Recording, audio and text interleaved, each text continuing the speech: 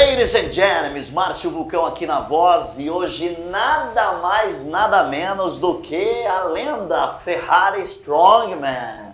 Marcião, muito obrigado pelo convite. Primeiramente, dizer que é uma honra, um prazer muito grande estar aqui conversando com esse cara que tem, para mim, ele é uma referência em trabalho humano, em doação para esse projeto que a gente vai falar. Não vou adiantar nada, hoje eu não estou querendo passar por cima de nada, sem spoilers. Mas é isso, pessoal, Ferrari, por favor, Ferrari, se apresenta para nós. Ferrari é uma lenda, né? Dispensa apresentações, mas se apresenta. Quem é Ferrari Strongman?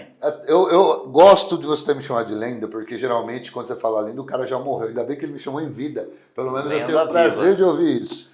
Marcião, então vamos lá. Eu sou o Ferrari, para quem não me conhece, tenho aí 30 anos de caminhada já no esporte de força. Eu venho de várias escolas de força, desde o powerlifting, o antigo levantamento de peso básico.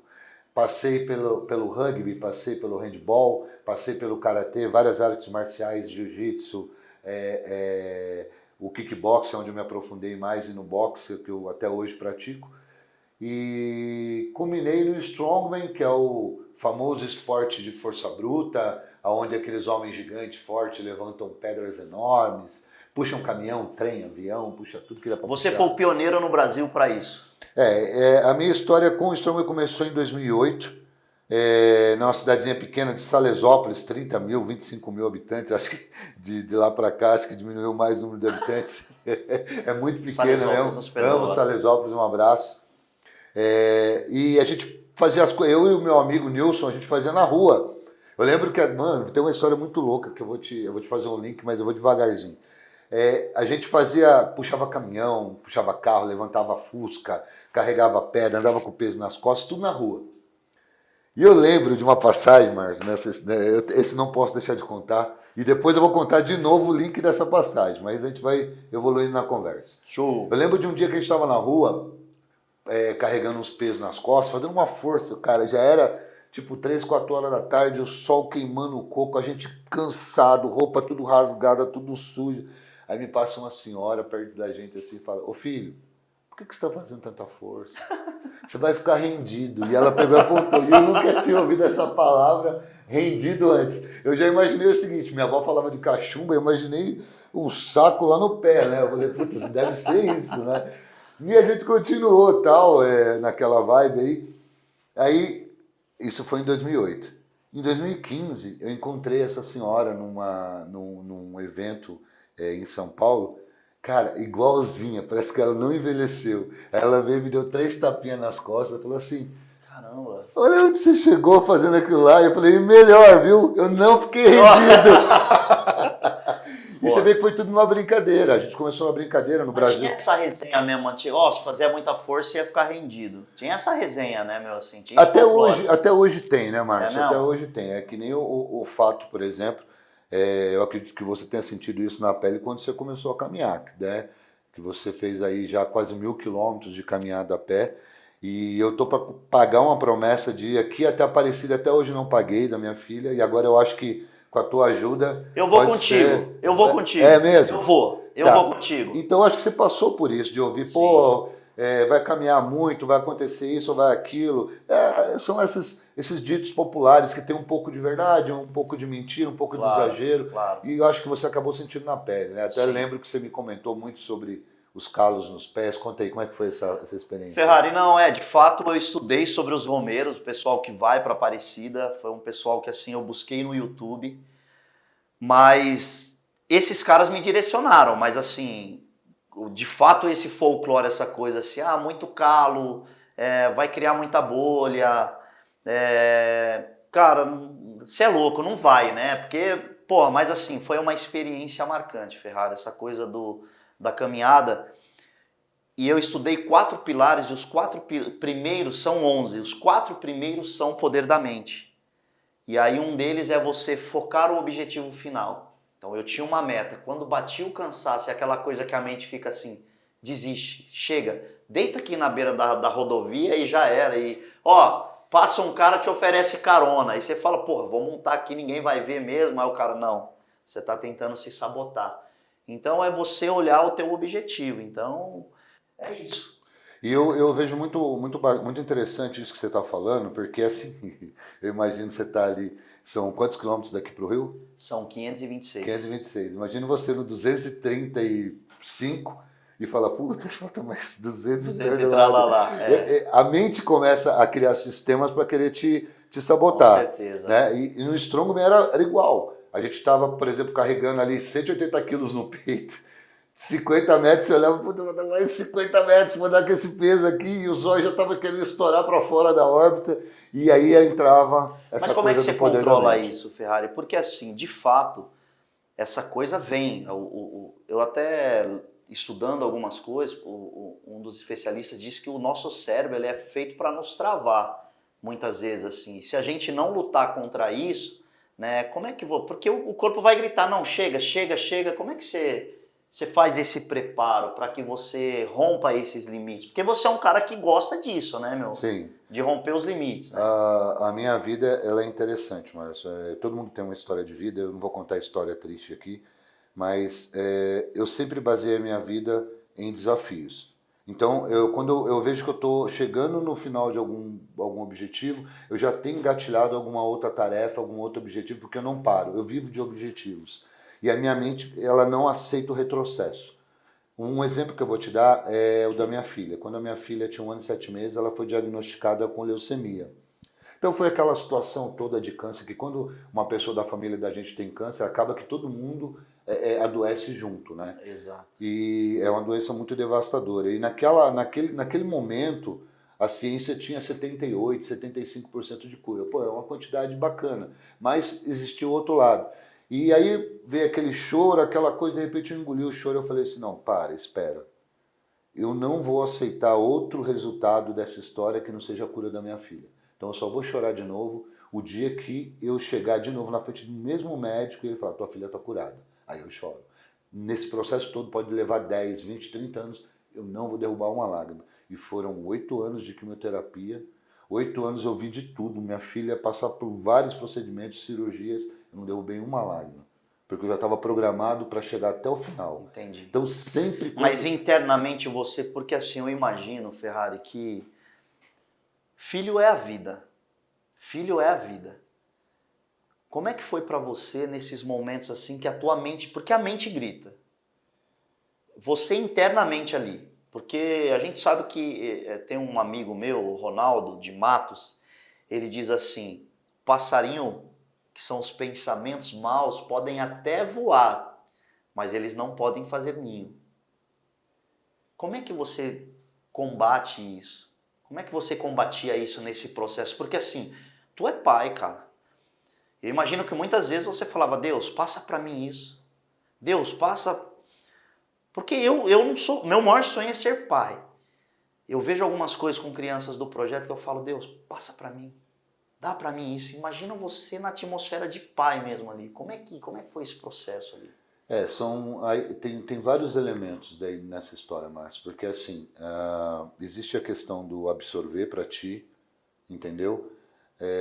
Até esses dias atrás eu vi um vídeo na internet de um moleque que estava numa montaria de boi e ele caiu, acho que ele apagou, aí o touro veio para cima dele, o pai estava no brete, ele pulou e se jogou na frente do moleque pro boi não atingir ele. É exatamente isso.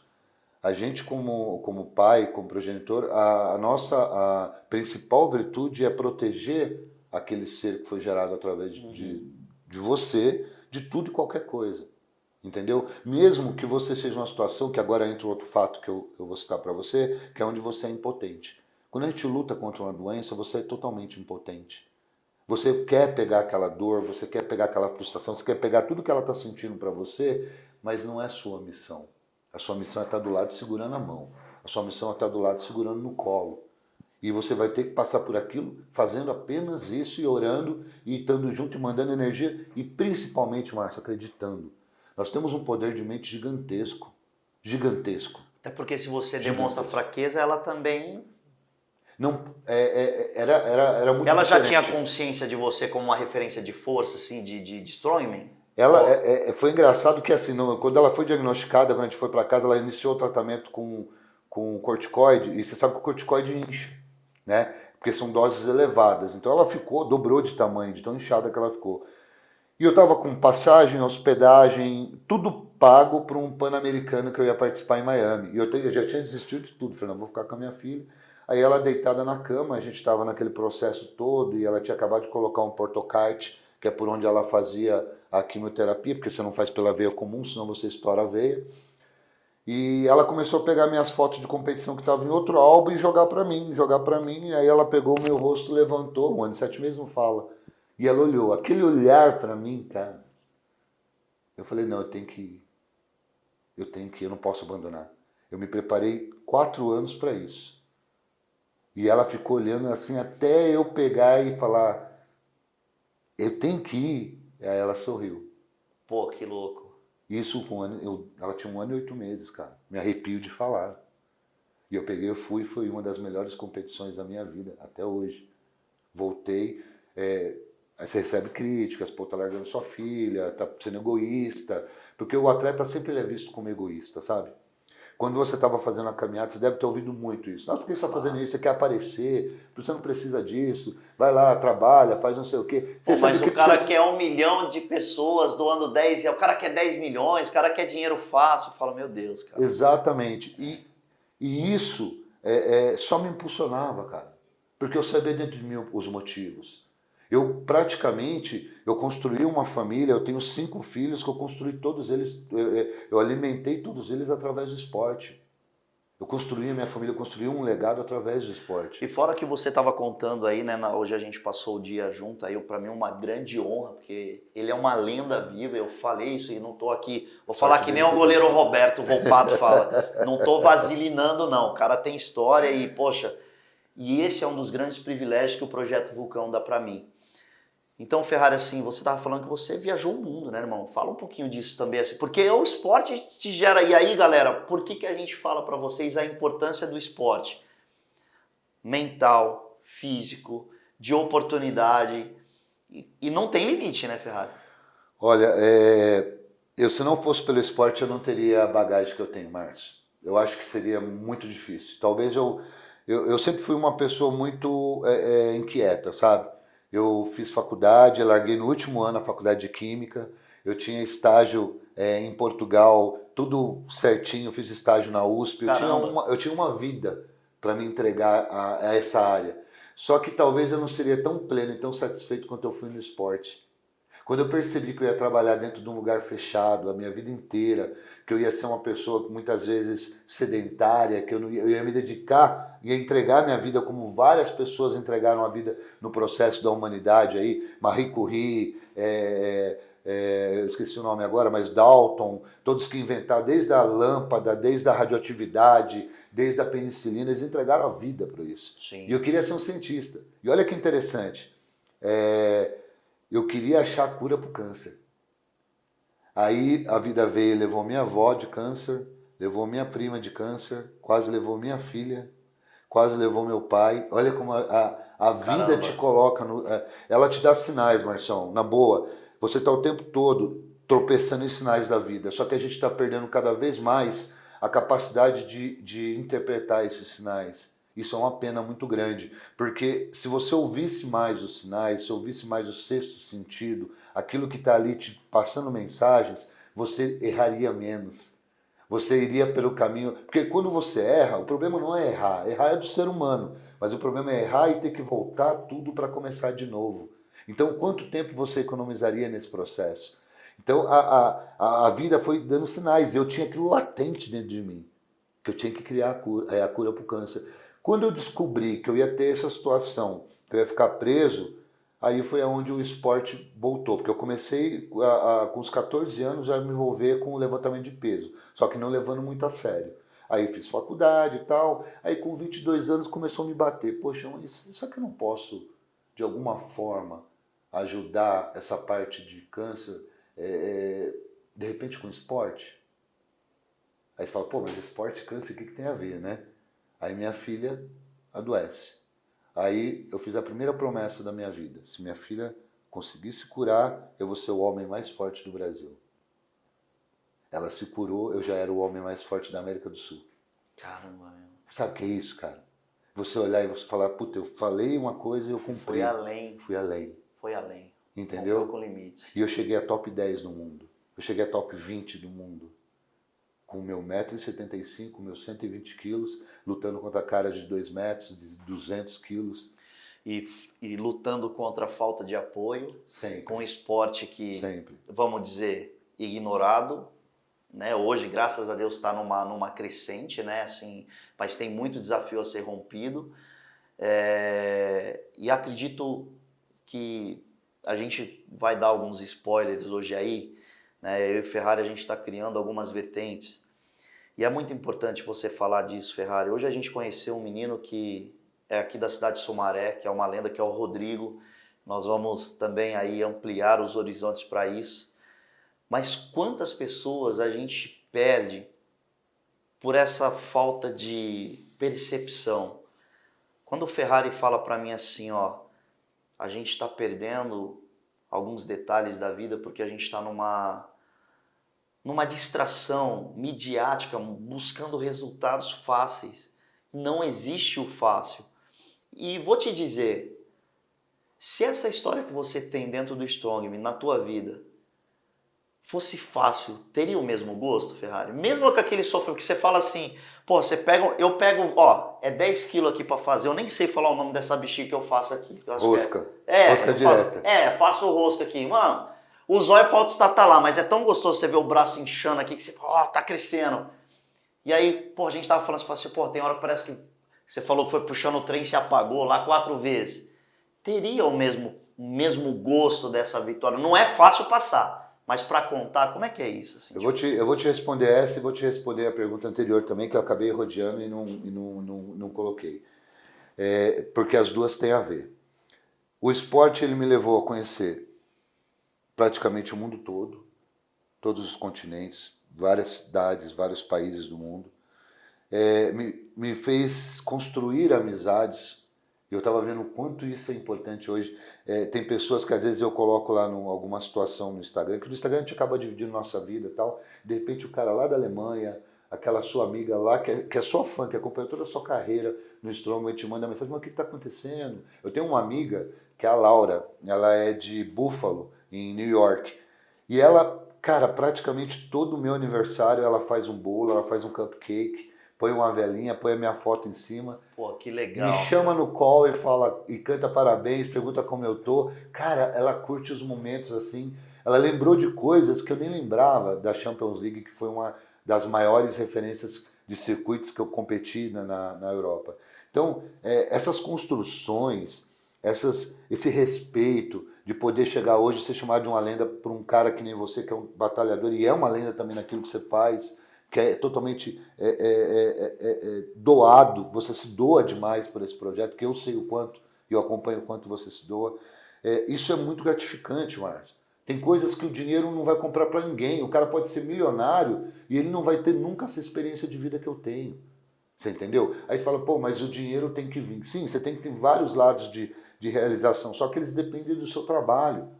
Muitas vezes, por exemplo, não adianta você ser um jogador de bola, que digamos que hoje no Brasil é o que dá mais dinheiro aí, que todo mundo é fissurado por virar jogador de bola porque vai ficar milionário, e depois chegar no final de carreira e virar um Miller, virar um desses outros caras aí que tá aí vivendo de ajuda. E o cara foi milionário, o cara é tetracampeão do mundo. Exato. Entendeu? Não tô criticando ele, muito pelo contrário. Até um abraço pro Miller, imagina, uma lenda também. Mas, porra, era um cara que era pra estar bem de vida, mereceu. Com certeza. Mas ele teve as perrenhas dele, teve os tropeços na vida. Vai saber como foi a vida desse cara. Sim. Entendeu? Então, se você olhar que o lado financeiro é a única coisa que justifica a tua carreira, você não degusta.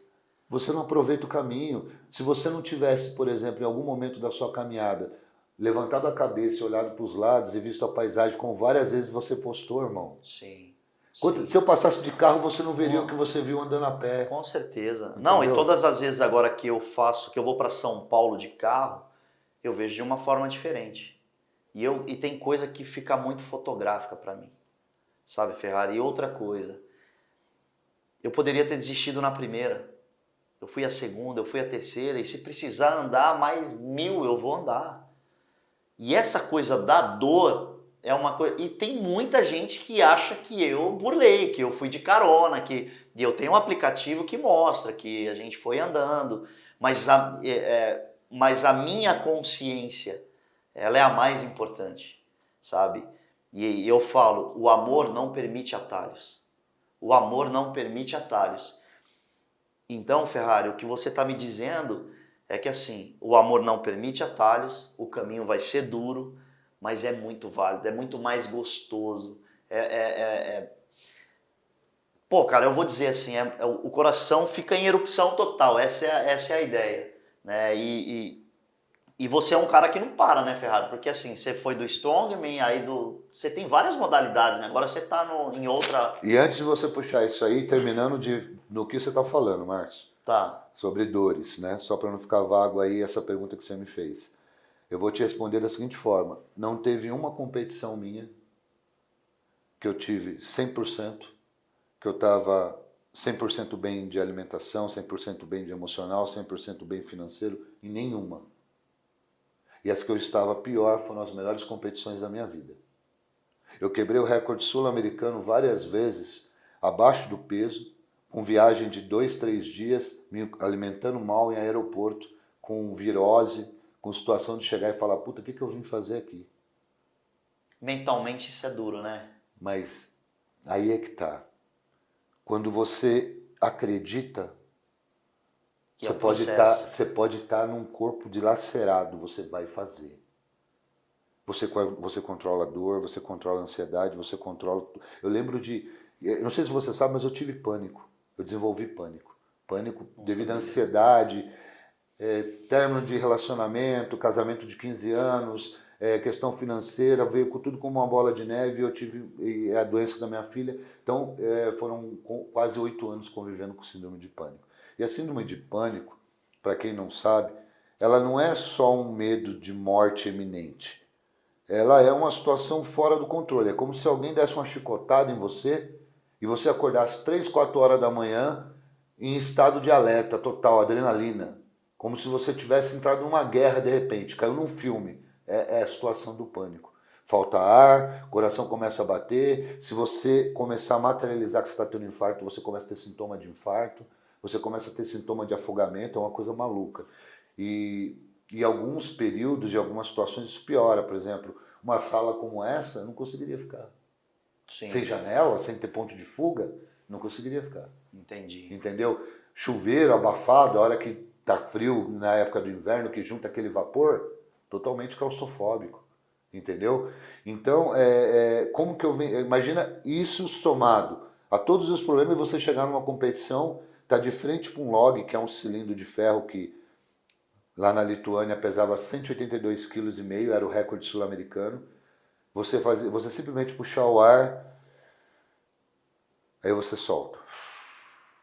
Aí fala, agora é o meu momento. Depois eu posso morrer, pode acontecer o que for. Foda-se. Mas agora é o meu momento. E você levantar e fazer aquilo como se você não tivesse nada. A minha vida foi assim. Eu tive um surto de pânico viajando daqui para Frankfurt, no mar, 15 horas de voo, na metade do voo. Bah, imagino, pô. Você é louco. Aí as aeromoças começam a olhar para você, porque imagina, um cara de 130 quilos começa a levantar e andar com o olho esbugalhado, a menina do olho desse tamanho, o cara tá drogado, o cara tá tendo um surto psicótico, alguma coisa. Ninguém vai entender que você tá tendo uma crise de ansiedade. Até um pouco tempo atrás era frescura, você tem uma depressão, você tem uma ansiedade. Entendeu? Hoje a gente sabe que o que mais tem aí, a doença mais comum de todo mundo é ansiedade e depressão. Sim, sim. Não saber lidar com os problemas. E também, você acha que se não tivesse o esporte na tua vida seria pior? Com certeza, porque o esporte era o gatilho que quando eu perdi o controle, ele vem cá. Até porque na hora que você mentalizava de fazer o trampo ali, que você se preparou para aquilo, mesmo com todas as adversidades, era o teu objetivo. E na hora que chegava para você cumprir, você meio que se desconectava, né? Eu participei de um congresso de PNL há um tempo atrás, Programação Neurolinguística, e eles modelaram em cima da minha carreira, da minha história de vida. E eles chegaram à conclusão que eu fazia tanta força para focar no meu objetivo que eu conseguia sentir com o olho fechado, o suor escorrendo, eu conseguia sentir o cheiro do magnésio na minha mão, a força que eu fazia, eu conseguia sentir a pressão, tudo que, como se eu estivesse vivendo um momento. Eu conseguia viver tão intensamente na mente o momento que eu só entrava para fazer, já tinha feito. Eu acreditava a tal ponto que eu não tinha dúvida. Eu ia lá e fazia, sem nunca ter feito na minha vida. Aí eu volto lá atrás. Meu avô, um italiano, Arsenio Ferrari, ele chegava pra gente, falava, a gente molequinho, falava assim, você não consegue levantar essa pedra aí não. Falei, levanto, vô. Não levanta. Você não consegue, nós somos muito fraquinho, bracinho pequenininho, fininho. Eu ficava 2 horas tentando. Aí eu levantava, ia tudo estrebuchando perto dele lá, ele macetando o fumo para fazer cigarro de palha. Eu parecia tudo roxo segurando a pedra, porque ele ainda estava longe. Levantei e carreguei, tá aqui a pedra, vô. Tudo lascado, tudo... Por quê? Porque ele despertou em mim. Já estava provocando você para aquilo. E lá naquela época, lá quando a minha juventude já estava despertando aquilo. Entendeu? É aí que a nossa influência, a sua influência, por exemplo, no Projeto Vulcão. Certo. Ferrari, como é que foi tua infância, cara? Assim, foi tranquila? Como é que foi esse processo? Eu não sei se... Eu sou uma criança que tive que me acostumar com cada mês morar num lugar. Eu não tenho lembranças de uma casa específica. É mesmo? Que eu fui criado. Meu pai, ele trabalhava na Furnas Centrais Elétricas, estava num momento de expansão de energia no Brasil.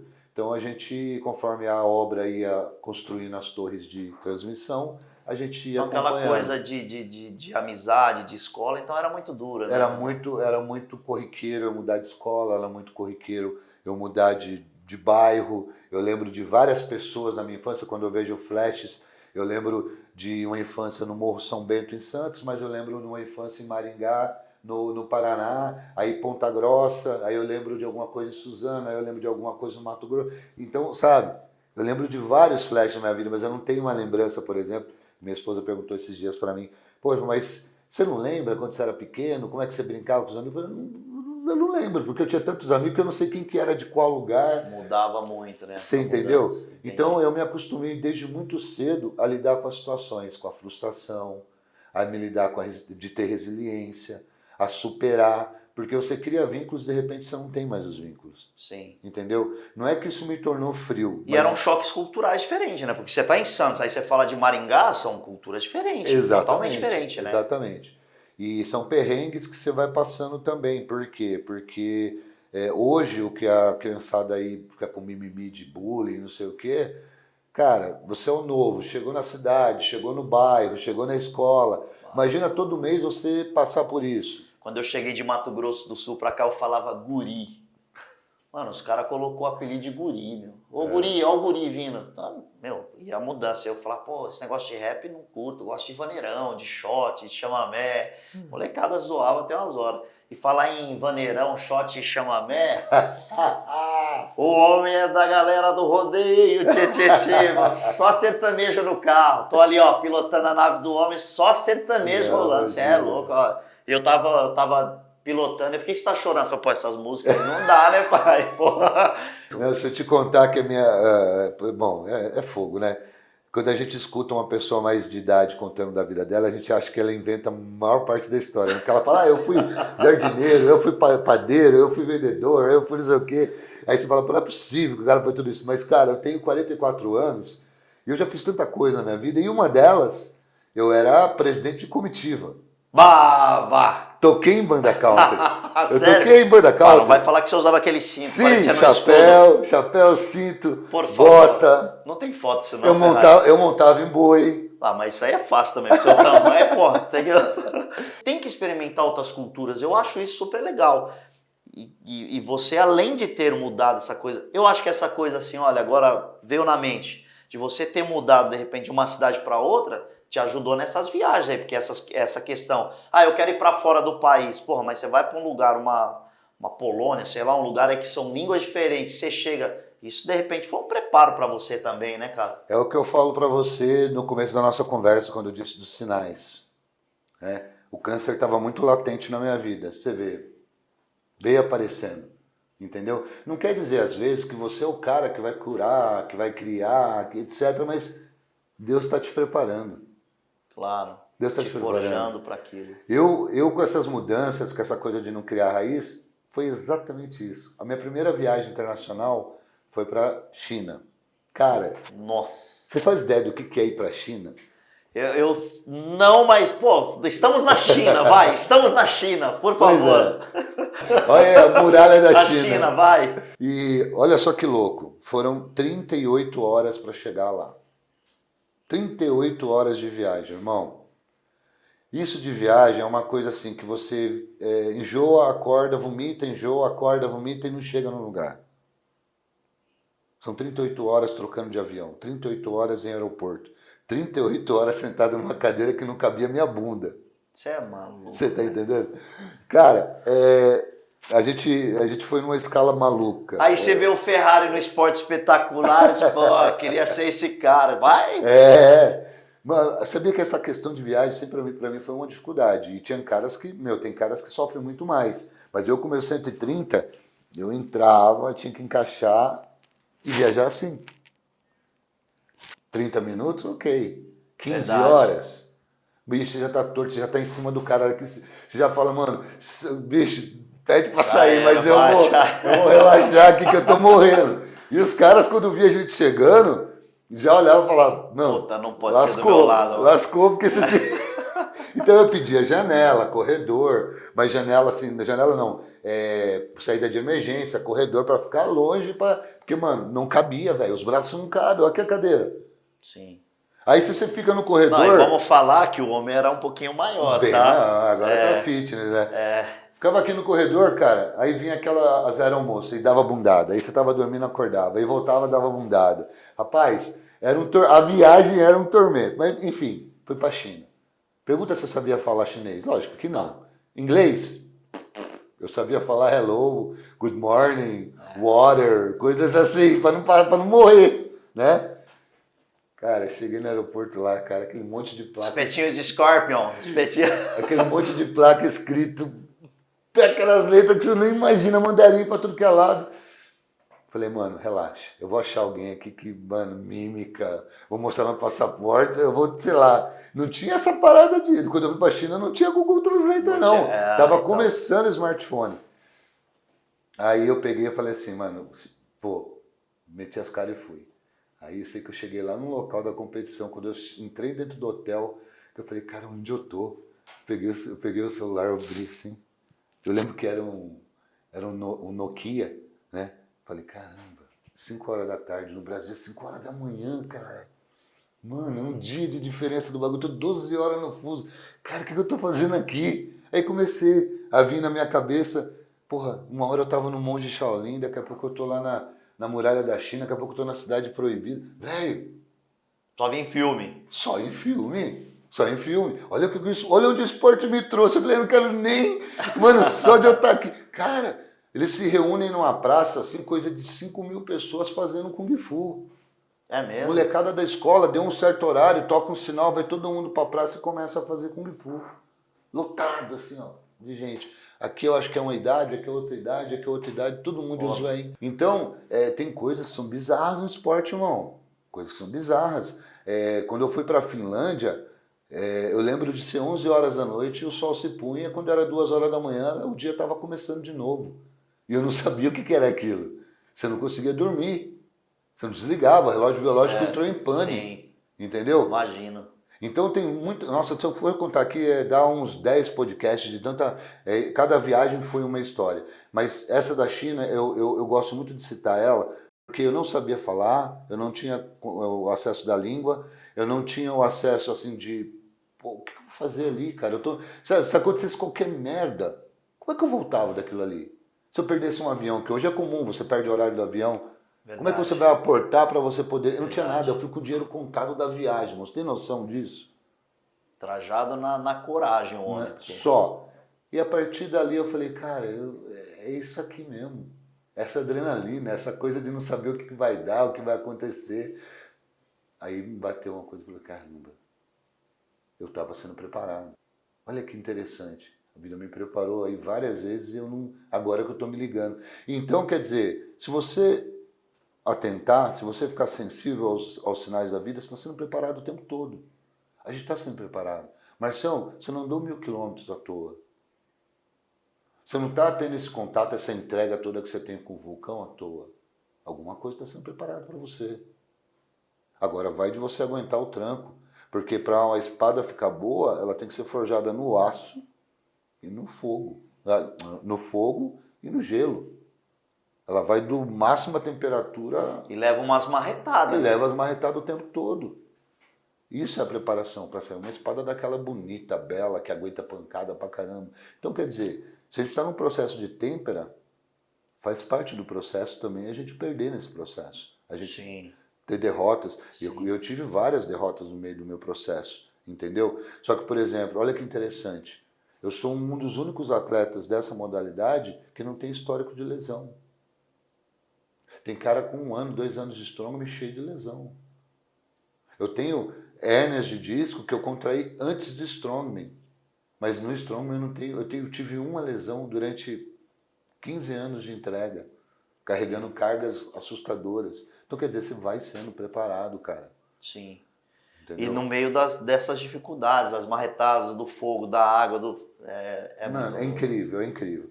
E é aquilo que eu te falei, se não fosse através do esporte, eu não teria tido as oportunidades que eu tive de conhecer, de fazer amizades, de conhecer culturas. Hoje eu falo, não fluentemente, mas eu falo 3 línguas, entendeu? Que legal. Conheço bastante de alemão, convivi muito com alemães. Então, quer dizer, são coisas que o esporte me deu de graça. Foi gratuito, Sim. entendeu? Eu sou muito mais conhecido hoje, o meu trabalho, na Europa, por exemplo. O Brasil está me conhecendo o meu trabalho agora. Demorou para o Brasil conhecer. Por quê? Porque eu não era um atleta de futebol, não era um atleta de Fórmula 1, não era um atleta de MMA, que é muito mais midiático, por exemplo. Sim. Entendeu? Só que hoje o pessoal já me vê, já faz o link. Por quê? Porque tem muito material meu espalhado pela internet. Sim. Entendeu? Sim. Isso nada são 7 anos de força bruta. E o Força Bruta eu ajudei a construir a ideia do Força Bruta. E não só na mesa, mas ali, dando sangue. As competições de Força Bruta sempre foram top 10 do mundo. Nunca teve menos do que isso lá dentro. Sim. Entendeu? E eu tava lá inserido. Aí eu saía da competição em 4º lugar e o nego falava assim pra mim, pô, mas o brasileiro sempre perde. Sabe aquela ideia de vamos torcer pra só o campeão merece respeito? Sim. Pô, você tá falando do top 10 no mundo. Você trouxe 3 caras que são top 3 no mundo. Ô, Ferrari, é uma coisa que isso precisa ser combatido no Brasil, e isso é uma coisa que eu quero aplicar dentro do Projeto Vulcão. A primeira coisa para mim, isso não é mediocridade não, para mim, tá? Eu acho que uma vertente assim importante você já estar ali, você estar competindo já é uma grande vitória. Claro que você tem que estar forjado para ser o campeão, mas o resultado não importa se você deu o seu melhor, cara.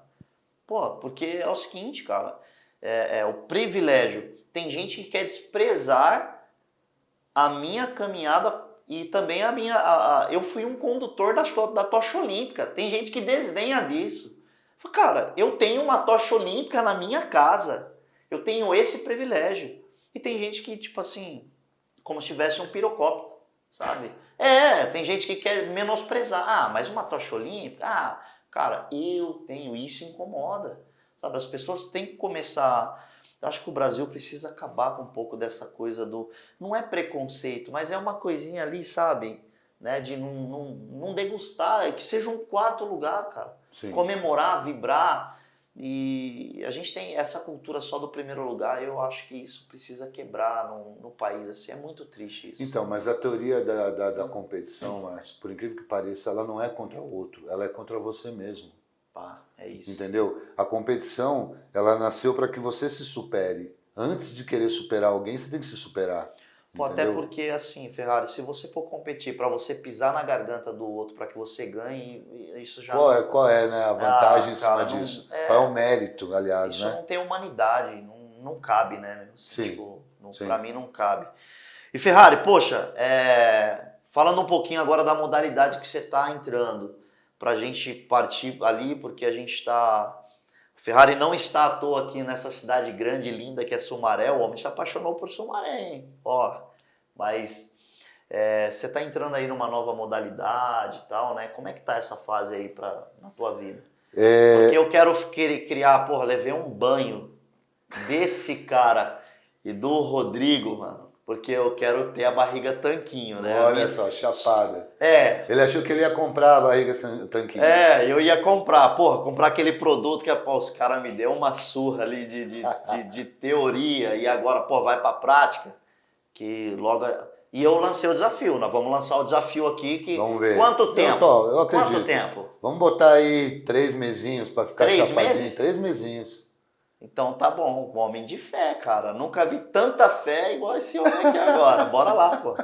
É que não depende só de mim, depende de 90% dele, ele não sabe disso. Show, show. Não, Bom. não vai faltar empenho, não. O homem dos 1000 km. Uau! Bom, eu entrando nesse quesito de esporte, o que acontece? Um atleta, ele é por excelência um cara que busca desafios. Se um atleta não tem um desafio, ele não é mais atleta, ele deixa de ser atleta. E quando a pessoa tem incrustado na alma que ele é um atleta, ele não vai nunca deixar de ser. Então ele tem sempre que ter um desafio. Então a gente costuma até fazer uma alusão muito de montanha. Quando você chega no cume de uma montanha, você não tende a permanecer lá. Porque lá é um lugar que é insalubre, é um lugar que, pô, não tem nada, muitas vezes tem neve e tal. Então, quando você está no cume, na verdade você subiu só para ver as outras montanhas onde você pode chegar. Mas você vai começar a descer para você subir uma nova montanha. Então a gente está sempre tendo que conquistar montanhas novas. E nesse processo da minha vida, hoje, eu estou num processo de subida de uma nova montanha, né? Que é o bodybuilding. O bodybuilding ele veio como desafio a princípio, depois ele surgiu como, ele começou a se tornar uma coisa curiosa e hoje ele já é um lifestyle, já é o meu estilo de vida. Eu até estava comentando com o Rodrigo que eu não consigo mais fazer aquela refeição livre ou fazer aquele dia de lixo, aquela coisa, porque eu não preciso mais. Se eu fizer, a minha consciência cobra, não é nem o corpo. Falou que se comer um hambúrguer ele fica com a mente pesada. Exatamente isso. Eu fico com a mente pesada se eu não comer. Então eu quero deixar esse legado. E o bodybuilding está vindo num momento muito importante na minha vida. Por quê? A gente está... É como se eu tivesse a vida inteira caminhando para o norte e de repente agora eu tenho que fazer o caminho inverso. Então eu sempre trabalhei com cargas altas, repetições baixas, comendo tudo que tinha direito e agora eu tenho uma dieta restrita. Eu tenho que fazer treinamentos. A gente está conversando com o Rodrigo lá e você falou que você gosta de se desafiar, que isso é um novo desafio para você. Sim. Você até usou exemplo que, como é que você falou que se ia pescar com o dedinho, não sei o quê.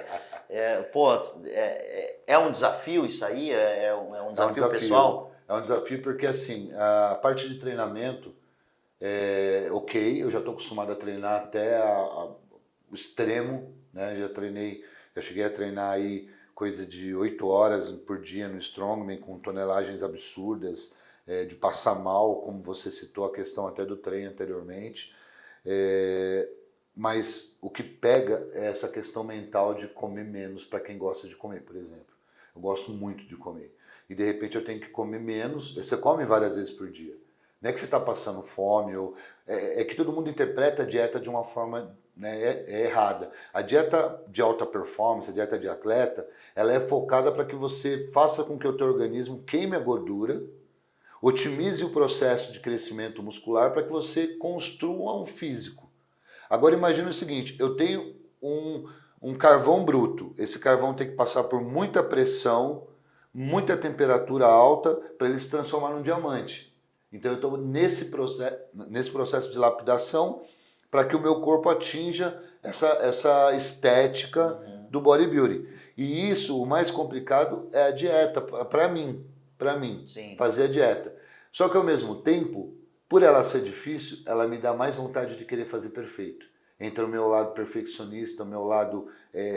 eu sou muito sistemático, sabe, Marco? Quando eu pego alguma coisa para fazer, ou eu me dou por inteiro, é intenso. ou eu não faço. Exato. Então, às vezes até minha mulher fala, cara, mas porra, você vai comer um pedacinho de uma barrinha, não vai sujar teu shape, não vai embaçar. Eu falo, não, mas a minha mente vai, porque eu vou saber que eu comi uma coisa. E tudo tá aqui, né, Ferrari? Tudo começa por aqui. Por isso que a minha palestra, eu hoje, até a gente já vai soltar um spoilinho, já pode? Pode, por favor. Um dos spoilers, então, o tema da minha palestra é sobre acreditar.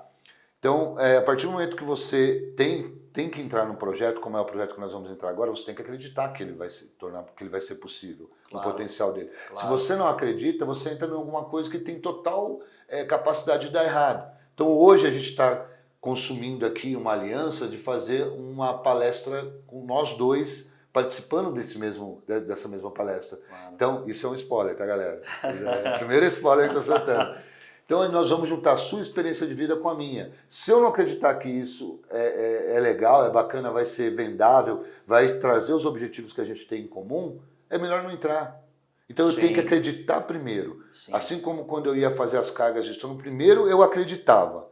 Quando eu acreditava a tal ponto que o meu subconsciente falava, cara, é verdade, esse cara pode, eu chegava lá e fazia.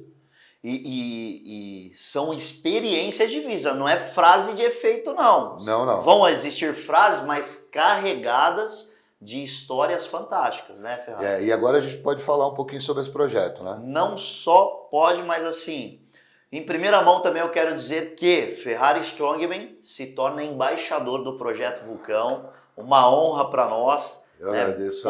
Para nós, assim, de verdade, é uma honra imensurável. Primeiro, porque assim, eu não conhecia o Ferrari. Eu assisti ele no Esporte Espetacular. Então, assim, você fica olhando, aquele cara é um herói, pô. Porque, pô, que maluco, esses caras é tudo louco.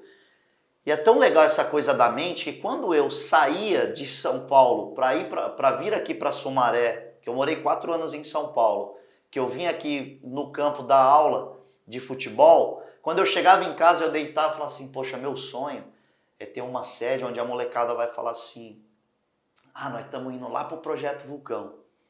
E isso se tornou realidade. E hoje a gente começou a mentalizar e olhar pela fé e já construir algo muito bacana, e assim, coisas foram acontecendo durante o dia hoje, né, Ferrari, assim, que só confirmam aquilo que a gente está trocando papo. Então a gente vem numa vertente aí, lançando palestras e eventos, e eu quero que o Ferrari fale que ele tem muito mais propriedade para isso, né, de um legado que a gente vai deixar, e é um legado de vida, né, Ferrari? Então, a gente começa essa parceria, agora entra uma parte interessante, que assim, eu conheci o Márcio através do Sensei Roberto, e por um convite dele para conhecer o projeto, eu cheguei aqui, tinha, sei lá, acho que umas 100 crianças naquele dia. Deveria ter umas 100 a mais 50 pessoas aí de espectadores. Né? Umas 100 crianças do projeto dele naquele dia. Eles estavam dando um aulão de Gil. Jiu-jitsu. E aí eu tive um momento para poder falar da minha história, um momento para explicar ali sobre o porquê que eu estava fazendo parte daquilo. E logo nos primeiros instantes eu tive uma identidade muito grande com aquilo. Porque o tema do projeto social deles é vidas em erupção. Então, quer dizer, eles estão o tempo todo descobrindo o melhor das pessoas, né? E isso, cara, é algo que é meu legado de vida, entendeu? Eu estou o tempo todo buscando o meu melhor e buscando o melhor nas pessoas, não me interessa o pior. O pior, ele vem muito destacado. Os defeitos de todo mundo é uma coisa que aparece muito de frente. Mas e as qualidades? E aquilo que a pessoa tem para oferecer para o universo? E o projeto ele é feito para isso. Para mostrar para a pessoa que ela não é só uma criança ali que de repente muitas vezes a família trata como um peso, veio na hora errada, ou é uma criança que tipo passa o dia inteiro na rua porque ninguém tem paciência com aquela criança. Não, ele mostra, não, peraí, cara, você é bom nisso, você é um bom jogador, você é um bom cara que vai, um lutador, você tem uma personalidade bacana, direciona, agrega, dá valor, e isso me chamou muita atenção. Então hoje receber o convite para ser embaixador de um projeto que descobre o melhor das pessoas, é algo que eu quero te agradecer de coração, para mim é uma honra. E o nosso primeiro ato com isso é trabalhar essa palestra nesse formato, de levar a nossa experiência de vida para empresas, para grupos, para escolas. A gente vai levar para onde a gente conseguir, não tem limites, não tem fronteiras para onde a gente vai levar isso, porque a gente quer não só descobrir dentro lá do Projeto Vulcão, mas fazer com que o Projeto Vulcão vá até as pessoas, toque as pessoas e faça descobrir o melhor em todo mundo através dessa história. E sem limites, tá? Brasil todo quer convidar para a gente contar, e vou repetir, não vai faltar histórias aí fantásticas. Vai ficar inclusive aí, tá? No vídeo, o nosso contato. Para quem tiver interesse, quem estiver assistindo, quiser contratar o nosso modelo de palestra para a sua força de trabalho, para a sua escola, para o seu grupo, para a sua empresa, independente, a gente vai levar. É um conteúdo que eu garanto para vocês que vai ser inesquecível. Aí, em contrapartida disso, vem os projetos de eventos que a gente quer trazer aqui para o interior, os esportes de força, a luta medieval. Então, a gente está contando com várias pessoas. Vocês estão vendo o vídeo região. aí do medieval. É muito legal. Então, isso é um trabalho que a gente vai fazer também para promover tudo esses projetos que a gente está caminhando e o próprio projeto Vulcão, porque ele vai ser um fim para onde a gente vai direcionar todas as captações que a gente fizer no intuito da parte social. Então, já está nascendo um projeto praticamente que completo, né, Marção? Tem a parte empresarial da coisa, tem a parte business e tem a parte social, que é, na verdade, o que vai nos manter, o que a gente vai querer cada vez solidificar mais, que é o Projeto Vulcão. Exato. E a gente conheceu hoje um cara que eu me identifiquei muito, que foi o Rodrigo, que a gente vai estar contando a história dele também. A gente vai contar a história dele também e que vale a pena. E a gente até comentava quantos Ferraris, quantos Márcio, quantos Rodrigos a gente está perdendo para o crime, para as drogas. Por quê? Porque a gente focaliza, divulga, potencializa só o lado negativo. Então tá na hora da gente colocar vidas e sonhos em erupção. Através do quê? Da ação. Ferrari falou uma coisa para mim assim, que virou uma chave na minha cabeça. Tipo assim, Marcião, a coisa da força, tem um pneu ali que tá ali jogado, aquela coisa que é lixo.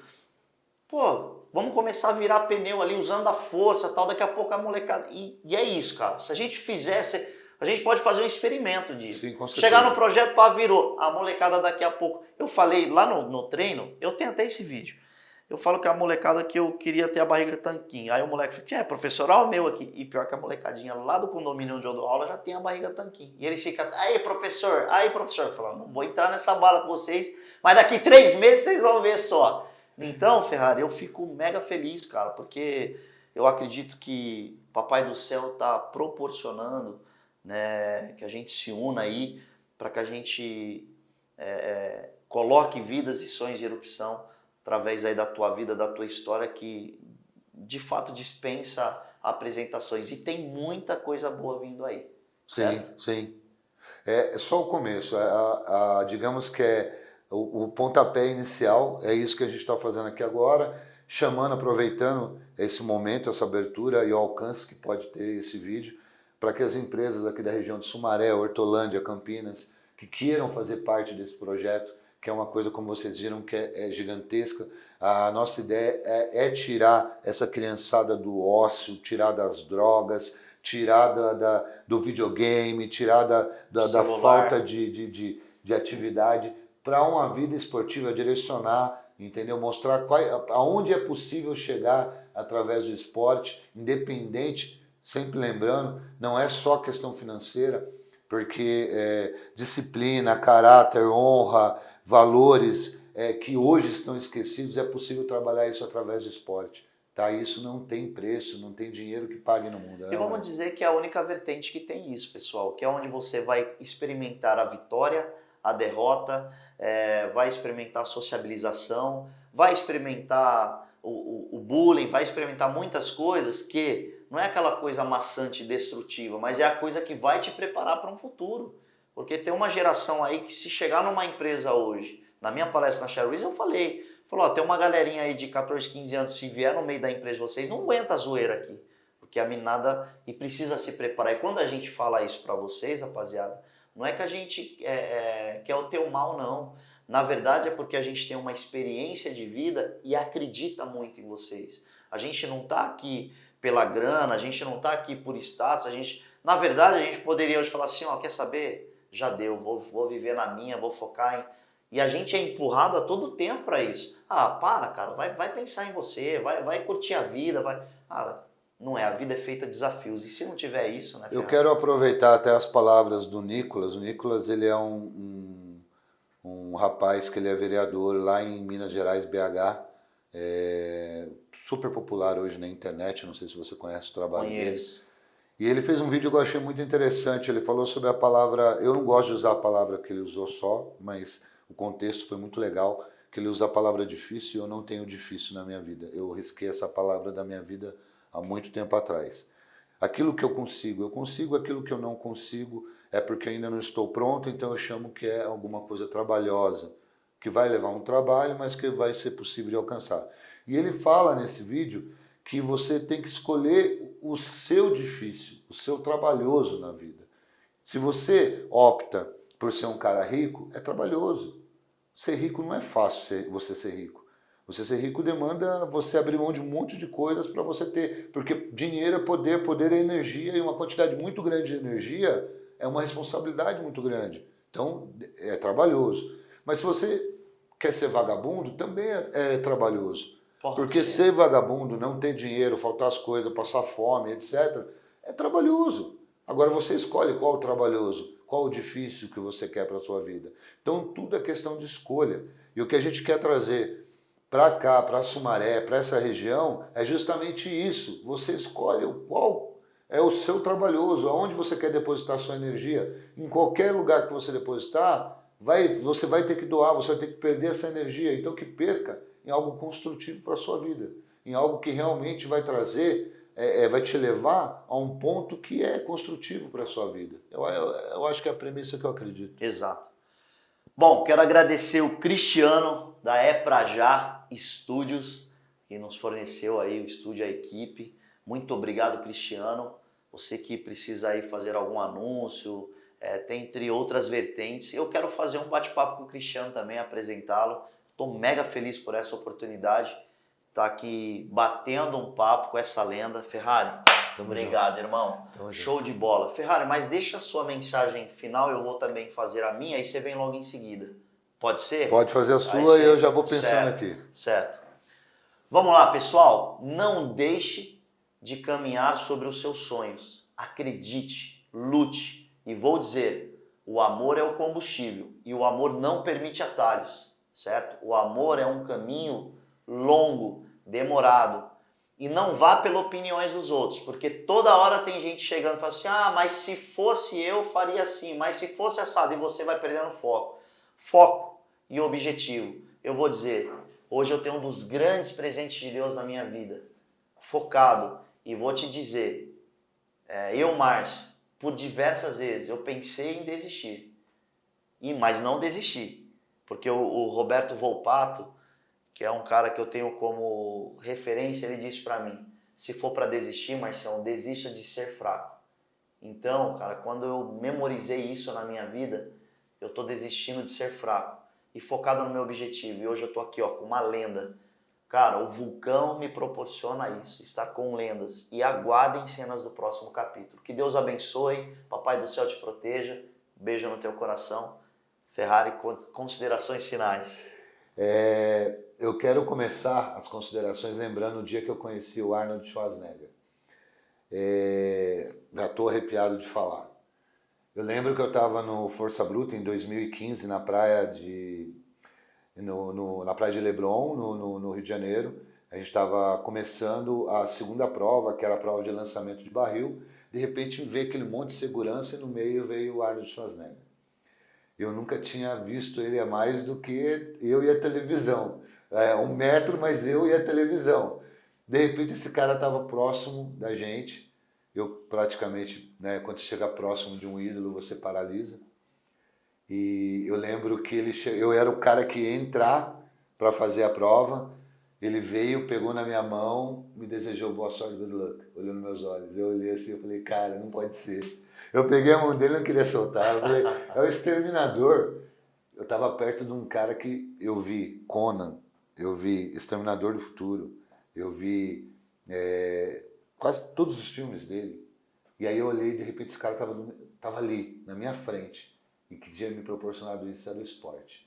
Porque eu sempre acreditei que eu pudesse chegar aonde eu quisesse chegar, desde que eu acreditasse suficientemente nisso.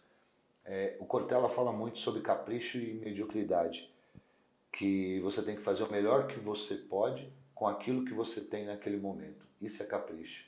Então, acreditar que você pode ser grande não é questão só de capricho. Acreditar que você pode ser grande é questão de você mostrar para a sua mente, para o seu subconsciente, o que realmente você é. E não acreditar quando passa uma pessoa e fala, ó, você não pode isso, isso aqui não é para você, deixa quieto, isso aí vai jogar dinheiro fora. Nunca deixe ninguém podar os seus sonhos. Se você acha que consegue, acredita, mas acredita muito, ao ponto de não haver dúvidas que você vai chegar lá. Nunca deixe de acreditar. Keep strong. Ladies and gentlemen, obrigado aí, equipe É Pra Já, beijo no coração de vocês. Pessoal, se você quiser, nosso contato vai estar aí, e-mail, telefone, quiser contratar para palestra, bate-papo, e eu vou convidar várias lendas para estar aqui fazendo bate-papo, e o Ferrari também vai estar aí fazendo bate-papo com a rapaziada. Beijo no coração, grande abraço, tchau, tchau.